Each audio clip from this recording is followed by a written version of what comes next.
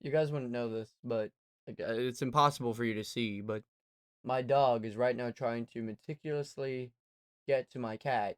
My cat is trying to meticulously get to my buckets, and my other cat is just fat, happy, and trying to sleep. In about a few seconds, this is about to turn into a really, really funny cartoon.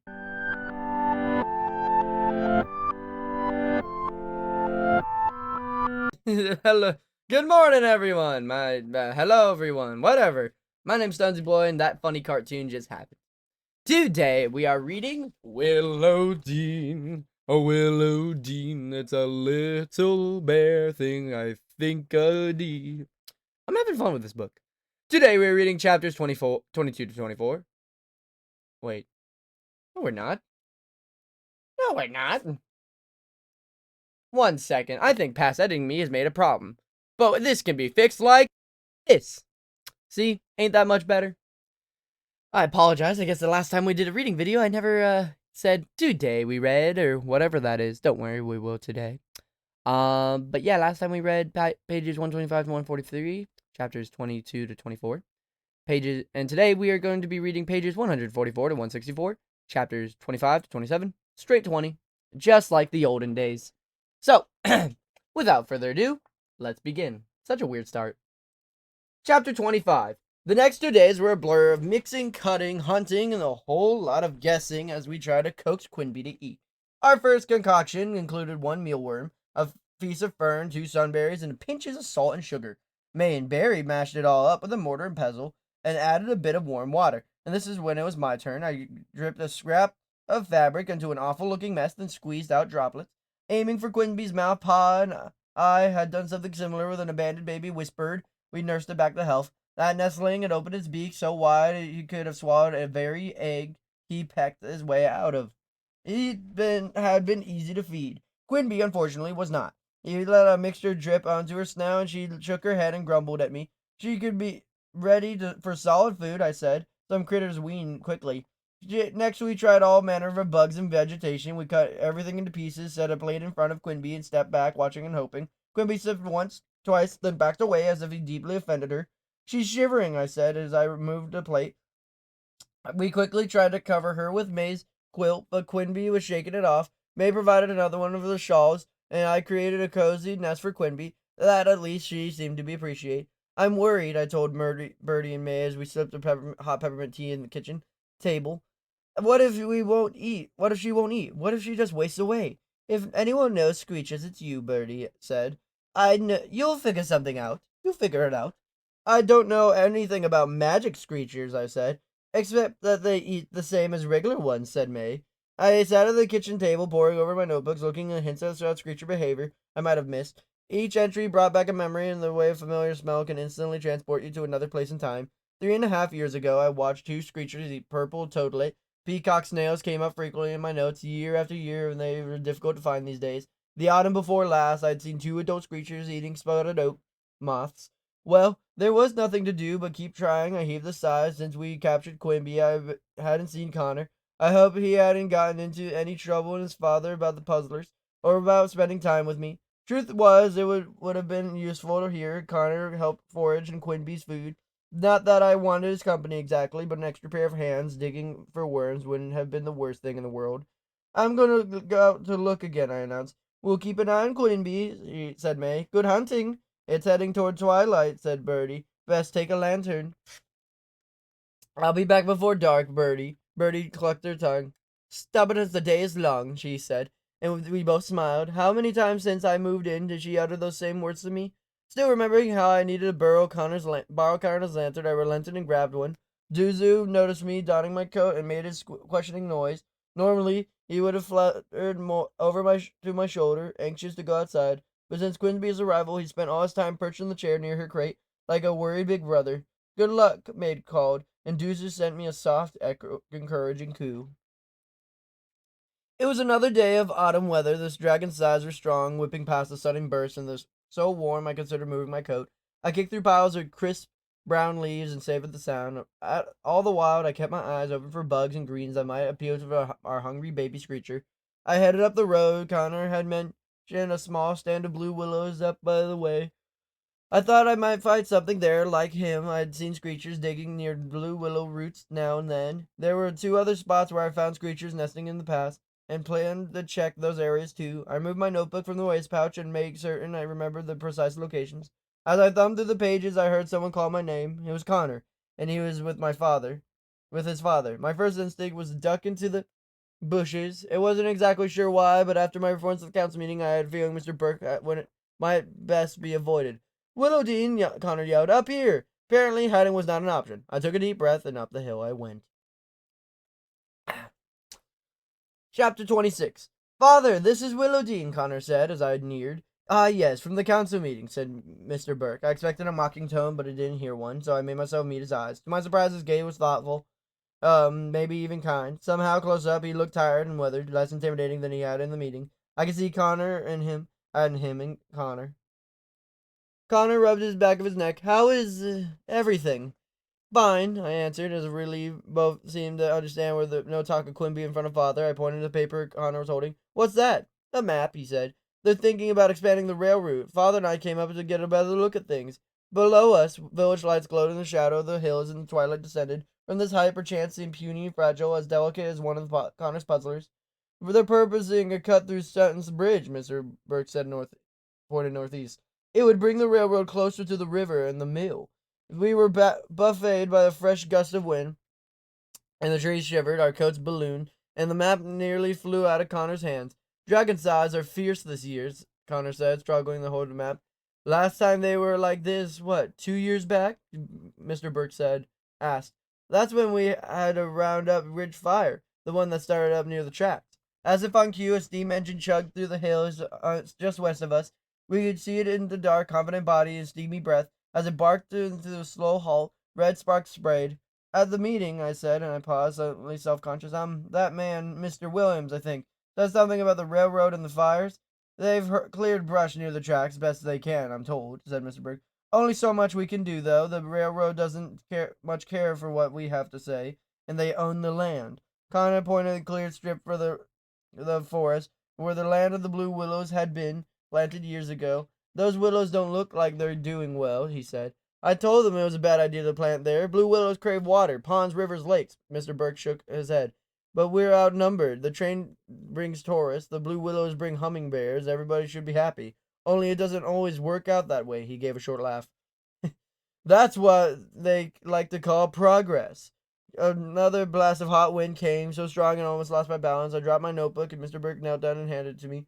"Are you an honest like Connor?" he asked. "No," I said, quickly returning the notebook into my waist pouch. I take notes on things, the woods, the animal changes." I wondered if he scoffed and merely nodded. "A scholar, then?" I didn't have the nerve to tell him I rarely attended school. A scholar I definitely was not. "Well, good for you. The world is changing, and we need more scientists, inventors, people who look at everything in fresh ways. I visited the capital last month. Whole town lit by gas lamps, and I was wondered to see, perchance, with something catching up to do." "We'll always need artists, too," I said, smiling at Connor. He looked at his feet the way I often did.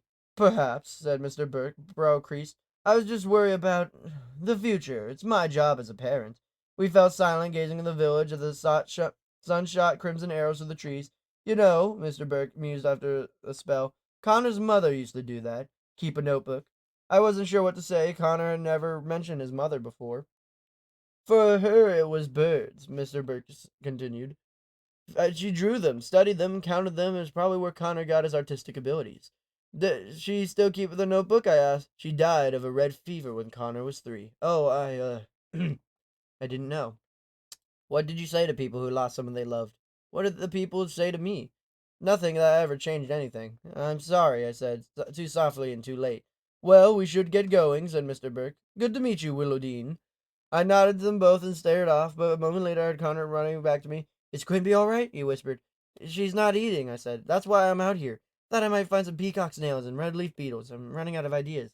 I'll come by tomorrow to help. I couldn't today or yesterday, but I'd repair a lot of those puzzlers." "I'm sorry about that," he grinned. "It was worth it," he said. He pointed towards the cluster of fir trees. "If you're looking for peacock's nails, there's that grove of blue willows I told you about, just 5 of them, hidden away. But it might be worth a try. Go that way." He pointed to the left. "Then listen for a stream." "I'll check it out." Connor crossed his fingers. I watched him lope down the hill to catch up with his father. As I headed into the trees, the high-pitched whistle of steam engine carried to the wind. harsh and plaintive as the screecher's call. Chapter 27. That evening, I tried feeding Quimby some petals in the late-blooming silver pansy. She practically sneered. I gave her a pulverized wing of the spotted oak moth. No luck. I presented with 2 red leaf beetles, and I managed to find another decaying log. Nope. Finally, I placed a saucer of peacock snails in front of her. Quickly let out a speech of joy. She planted her 2 front teeth in the saucer and gobbled down the snail so quickly I was afraid she'd choke. Duzu watched from his perch near Quimby's crate, cooing nervously at her table manners. Well, well, said Bertie. I think you found the magic recipe, WIllodeen. The snails were the size of my thumbnail, and her swirling multicolored shells were softened to the touch. I'd managed to find 5 of them by digging with great effort at the base of the blue willows Connor had told me about. It hadn't been easy. The snails liked to burrow deep and beneath the tangled tree roots. My knuckles were bloodied, my fingernails black with soil. I sighed with satisfaction. I felt so good to provide for Quimby. A memory came to me, my pa watching a screecher and her baby, saying, "She's just doing what she's meant to do, my girl. Caring for her own, best she can. Like all of us, ma's and pa's." Still, I felt the poor peacock snails. After all, they're living creatures too, but that doesn't way of things, isn't it? Didn't I eat hen's eggs and river trout and venison? I feel guilty about the snails, I admitted. They're so pretty, and there they were, minding their own business until I came along. Bertie, who was chopping onions, nodded. Nature's complicated that way. I know some folks who eat things that grow in the ground. Then she thought for a moment. Not sure where peacock snails would fit into that equation. Quimby's belly expanded like a coin purse, filling with gold. The snails were so hard to get to, I said. You could try the blue willows down by the riverfront, said May as her knitting needles clicked away. And there's that new grove, said Bertie, although those trees were still pretty young. Connor's father said those trees needed more water, I said. You saw his father? Asked May. And Connor, I said. At the top of the ridge. There's talk of the railroad expanding. Ah, said Matt. Is that a good I asked, or a bad one? Neither, said May. Change is coming, certain as sunrise. The only question is how we deal with it. I sat back, arms behind my head, watching Quimby lick her dish clean. What am I gonna do with her? She can stay here forever. She's a wild thing, unless, of course.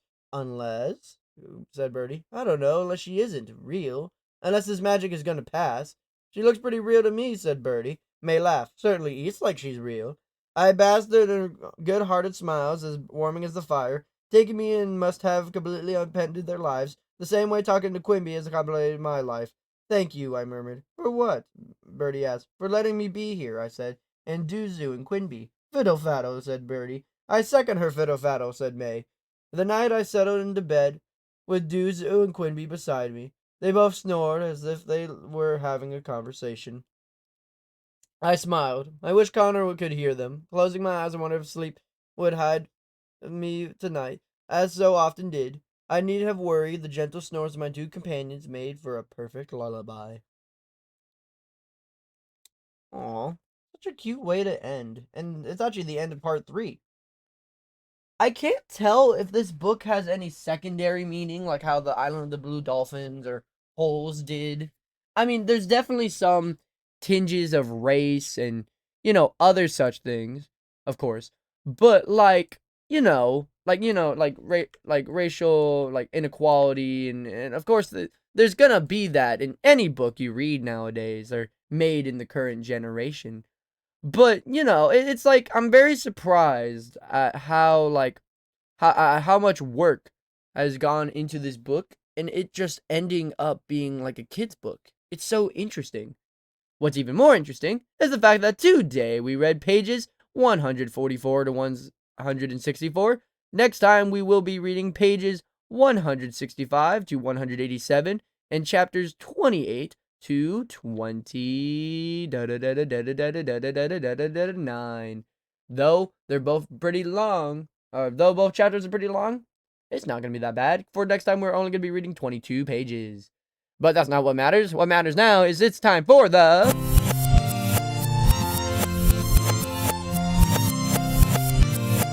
Reading Corner of the Day. Doing it up Stonsey's way. Pop. Today, we are learning about Again, I have done no editing. For today, we will be learning about the Beagle. Again, I don't know why I didn't edit this before. My throat's hurting, and I guess that's just getting to my head. But what should be getting into your head is how small this dog is. Though it looks like I have two pictures of babies and puppies, these dogs are incredibly short. As a matter of fact, I'll read to you how short they are. For the average height for a male should be 13 inches and a female should be 15. Is that crazy or not? These are very, very small dogs, even as babies. But we shouldn't make fun of how small they are, as before you can have a true, die-hearted opinion on anything, you should know its history, just so you can defend it in an argument, especially if it's political, because that can end bad. So, the history of the Beagle is that by the 14th century, hare hunting had become a popular sport in England, and the dogs were used in probably the Beagle type. The origin of the name Beagle may be found in the French words meaning open throat in reference to the breed's melodious bay, or from the Celtic Old English or Old French words for small.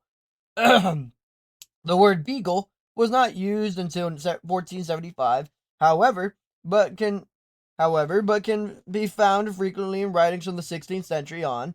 Hunters would follow these dogs on foot and could carry one of a pocket if they need a rouse. But by the 1800s, beagles existed in several sizes, but smaller pocket-sized dogs were particularly popular. Those dogs measured only about 9 inches and often needed the hunter's assistance in crossing rough fields. One of the special appeals of the smaller beagles is that the hunt would be followed even by ladies, the aged or the infirm, as they slowly followed the winding path of the hare. The first mention of the beagle in America was 1642. Beagles were used in the South prior to the Civil War, but these dogs bore little resemblance to their English counterparts. After the war, English imports formed the basis of the modern American Beagle. By the end of the 19th century, beagles were popular competitors in both field and conformation expeditions. But merry little scent hounds did not stop there. It continued to become one of America's all-time favorite breeds, finding its special niche as a family pet. Now, you know this dog. You know its cool kind of history of how it's one of America's most favorite breeds. But now, you want it as a pet. You want it for your kids. But what is the temperament? Is it going to bite? Well, we'll find out, because the temperament of the Beagle is that it's one of the most imitable hounds. The Beagle has bred as a pack hunter and needs companionship. Whether human or canine, it loves to explore the outdoors as an enthusiastic trailer. Given adequate exercise and is calm, tractable house pet, it's an excellent child's dog, gentle, incredibly tolerant, and always ready to join in game or adventure. It is an independent breed, however, may run off if trail beckons and barks and howls. Very cute, very silly. But what's the upkeep? How do I keep this dog up? Because I know my kids ain't going to do it. So the upkeep of the Beagle needs daily exercises, either a long walk on a leash or a romp in a safe area. It can live outdoors in temperate climates as long as it's given warm shelter and bedding. It's a social dog, however, and needs companionship in either other dogs or its human family. As such, it's usually happiest if it's divided time between the house and yard. Now, to any children, cover your ears. But to any adults or teenagers, grab your notebook, for it's time to learn the health of the Beagle, which its major concerns are intervertebral disc disease and CHD. Minor concerns are glaucoma, epilepsy, CRP, CPRA, hyperthyroidism, pteroluxation, chondrodysplasia, cherry eye dysasias, or KCS. They're occasionally seen with deafness, hemophilia, cataract, demodyscosis, umbilical hernia. Their suggested steps are hip, eye, thyroid, and knee, and their lifespan is 12 to 15 years. Wow, these dogs live a long time. The form and function of a beagle, to those without kids, is that the beagle should look like a miniature foxhound, solid for its size. The beagle's moderate size enables the following foot. It can be carried to hunt. Once there, it scurry around the thick underbrush. Its close, hard coat protects it from the underbrush. Its moderate build enables it to nimbly traverse through terrain. The beagle's amiable personality allows it to get along with other dogs and to be a successful pack hunter. The beagle is noted as the melodious bay, which helps hunters locate it from a distance. Now, for the final part, let me explain this to you. 5 is the best, 4 is better, 3 is mid, 2 is bad, and 1 is the worst, depending if it is or isn't grooming. Grooming, if it's out of 1, it's a flip around. Now, the energy level, exercise requirements, and playfulness is out of 3, pretty average. Now, for the first time ever in recording for dogs history, there is a 5 out of 5 for affection, friendliness towards other dogs, other pets, and strangers. That is a 5 for 5, 4 times in a row. This dog is very friendly and maybe one of the most friendly breeds. Their ease of training is out of 1. They suck at training. Watchdog abilities out of 4. Protection ability and grooming requirements out of 1, which is some good, some bad. cold tolerance, heat tolerance are at a 3, and finally, their weight is 18 to 30 pounds, as we've read the height of them at the beginning of the episode. Wow, so the next dog we're going to be reading about is actually a breed I rarely hear get talked about, but I mean, it is in Beverly Hills, Chihuahua, if I'm not mistaken. But we'll find out what it is in the next episode. So I hope you guys have a super fantastic, wonderful day. If people like me, make sure to like, comment, and subscribe, and I'll see you guys next time. Ahem.